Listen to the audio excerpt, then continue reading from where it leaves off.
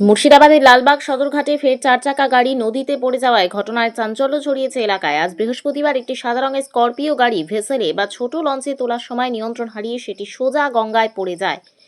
ঘটনায় গাড়ির চালক আহত হন। স্থানীয় মানুষজন দ্রুত উদ্ধার কাজে ঝাঁপিয়ে পড়ে তাকে নদী থেকে তুলে প্রাথমিক চিকিৎসার ব্যবস্থা করেন। প্রত্যক্ষদর্শীদের দাবি, ঘাটে পর্যাপ্ত নিরাপত্তা ব্যবস্থা না থাকায় প্রায়শই ঝুঁকির মুখে পারাপার করতে হচ্ছে সাধারণ মানুষকে। গত বছর একই ঘাটে চারচাকা গাড়ি নদীতে পড়ে এক শিক্ষকের মর্মান্তিক মৃত্যু হয়েছিল। এছাড়াও বহুবার চারচাকা নদীতে পড়ে মানুষের মৃত্যু ঘটেছে, এমনকি শিশু মৃত্যু ঘটেছে।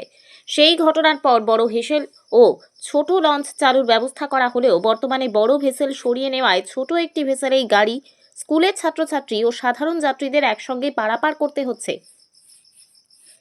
স্থানীয় বাসিন্দাদের বক্তব্য, একটি ছোট ভেসেলে একসঙ্গে মানুষ আর গাড়ি তোলা অত্যন্ত বিপজ্জনক। ঘাটে নেই পর্যাপ্ত র্যাম্প, নেই সুরক্ষা রেলিং বা নিয়ন্ত্রণ ব্যবস্থা। প্রশাসনের নজরদারি জরুরি। ঘটনার পর ঘাটের কর্মী ও স্থানীয়রা মিলে গাড়িটি নদী থেকে তোলার চেষ্টা চালান। তবে প্রশ্ন উঠছে, আগের দুর্ঘটনার পরও কেন পর্যাপ্ত নিরাপত্তা ব্যবস্থা নিশ্চিত করা হলো না? ঘাটে বড় ফেরি পুনরায় চালু করা এবং যাত্রী ও গাড়ির জন্য আলাদা পারাপারের ব্যবস্থা করার দাবি উঠেছে। প্রশাসনের তরফে এখনো পর্যন্ত কোনো আনুষ্ঠানিক প্রতিক্রিয়া মেলেনি। তবে এলাকাবাসীর একটাই দাবি, আর কোনো প্রাণহানি নয়, অবিলম্বে নিরাপত্তা জোরদার করা হোক। মানুষের দীর্ঘদিনের দাবি, খোশবাগ আমানিগঞ্জ রোড ব্রিজ, দৈর্ঘ্য মাত্র 400 মিটার। এই ব্রিজকে অনুমোদন দিয়ে দ্রুত কাজ শুরু করতে হবে, তবেই এই সমস্যার সমাধান হবে। ছোট জলাধারে ছোট লঞ্চটা, এটা কিন্তু ওই 4 চাকা পার হওয়ার জন্য নয়, কিন্তু কেটে 4 চাকা পার করছে, খুব রিস্কি। এতে স্টুডেন্ট চাপছে, 4 চাকা চাপছে। এরকম ঘটনা হামেশাই ঘটছে এখানে। এর আগে অনেক লোক মারা গেছে, মারা গেল, কিন্তু সরকার এত কিছু করে তো সুরাহা ঠিকঠাক হচ্ছে না।